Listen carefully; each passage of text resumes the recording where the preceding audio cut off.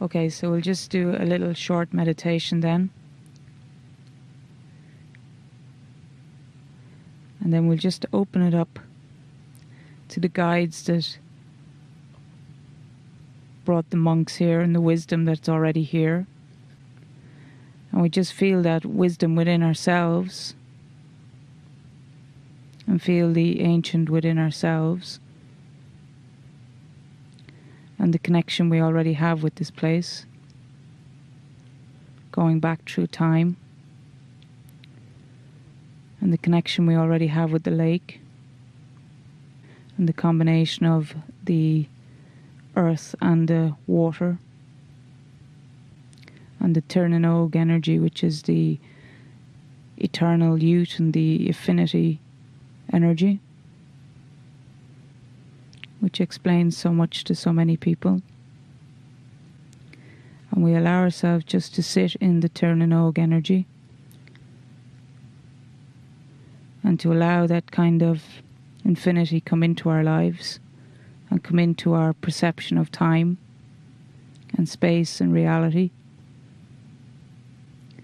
and how that gives the feeling of plenty and the feeling of ease and the feeling of physical and emotional well-being, and how it allows the mind to rest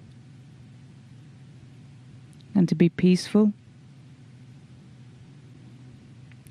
And just let the Turnanog energy fully go into the ego and just see how it relaxes the ego and allows the ego to be on holiday more often, and allows more playtime for the mind and the ego, and allows more expansion then of the heart energy, which eases the whole process of self-alignment and allows the joy and the peace come so naturally.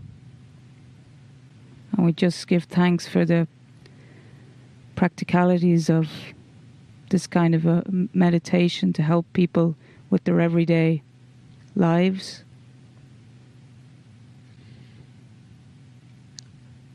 Greetings, dear ones. I'm Kryon of Magnetic Service. Just a brief message.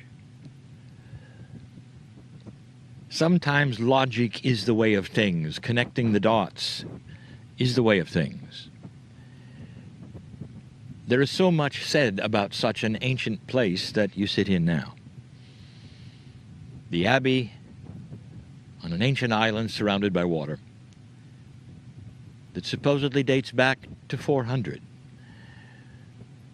Founded by monks with no order, they say. Now, if you think about that, if you have no order, that is to say you're not part of a group other than that which is yourself. It means that there is no overwhelming doctrine that you are adhering to except that which is yourself, no order. Then you find out that they are responsible for so much knowledge.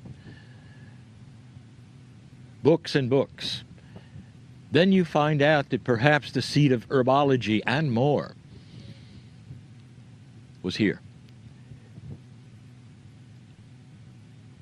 What you don't know is they also were heavily into numerology, which was here. The energy of numbers, the meaning of numbers, even the ones that they see in the sky, the collections of things, how they work, why they work.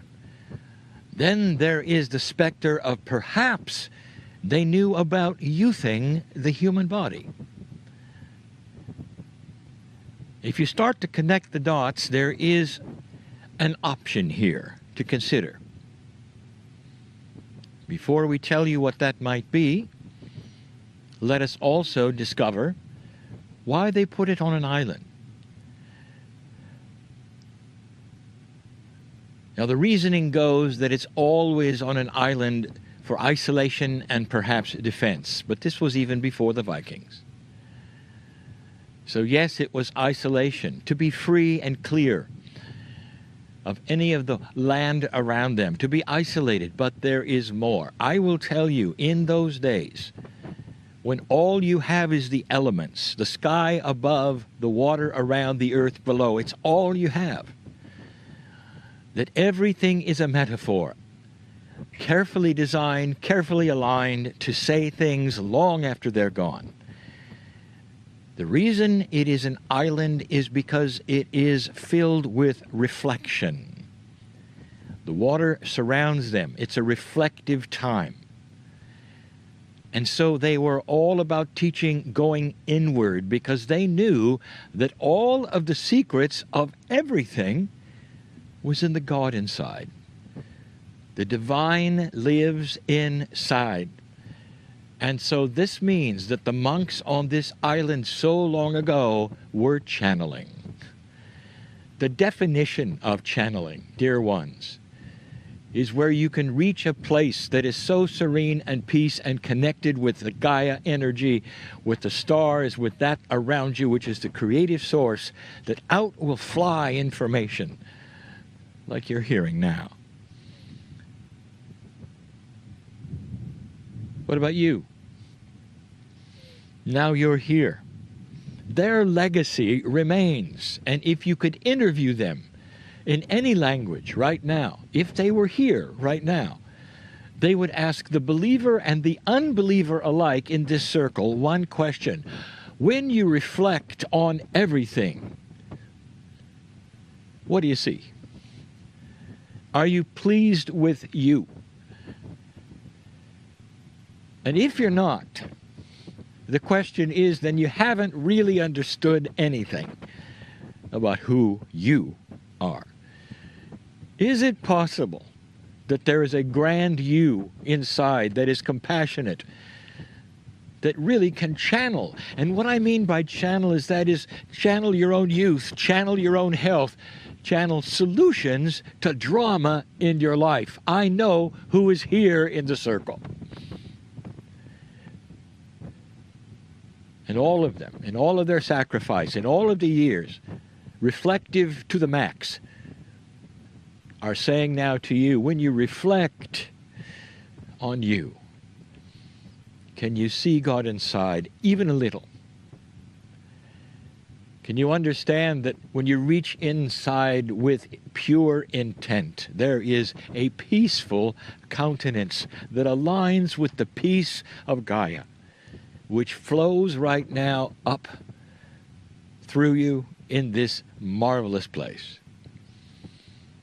Some of us, my partner included, and that's why the us, must come to places that speak to the cellular biology in order to understand the spiritual. They are together.